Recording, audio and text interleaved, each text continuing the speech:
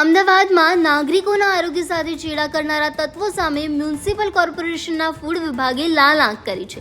કઠવાડા જીઆઈડીસીમાં આવેલા અભિનંદન ટ્રેડિંગ નામના કાજુ પ્રોસેસિંગ યુનિટ પર દરોડા પાડીને તંત્રએ ચોંકાવનારો ખુલાસો કર્યો છે. અહીં પ્લાસ્ટિકની બેગમાં ભરેલા અંદાજે 3 ટન જીવાતવાળા કાજુનો જથ્થો મળી આવતા સમગ્ર એકમને સીલ કરી દેવામાં આવ્યું છે. આશ્ચર્યની વાત તો એ છે કે આ એકમ પાસે FSSAIનું લાયસન્સ પણ ન હતું. અત્યંત બિનઆરોગ્યપ્રદ સ્થિતિમાં સેકન્ડ ગ્રેડના કાજુનું પ્રોસેસિંગ કરીને બજારમાં વહેંચવામાં આવતા હતા. માત્ર કાજુ જ નહીં પરંતુ શહેરના વિવિધ વિસ્તારોમાં લેવાયેલા ખાદ્ય નમૂનામાં પણ ગંભીર બેદરકારી સામે આવી છે. બાપુનગરના લક્ષ્મીબાનું રસોડું અને સરખેજના ભગવતી ફૂડ્સના પનીરના નમૂના પણ સબસ્ટાન્ડર્ડ જાહેર થયા છે. આ ઉપરાંત પેકેજિંગ ડ્રિંકિંગ વોટર બનાવતા યુનિટ્સને ₹50,000નો દંડ ફટકારવામાં આવ્યો છે. છેલ્લા 5 દિવસમાં ફૂડ વિભાગે 332 એકમોની તપાસ કરીને કુલ ₹2.52 લાખથી વધુનો વહીવટી ચાર્જ વસૂલ્યો છે.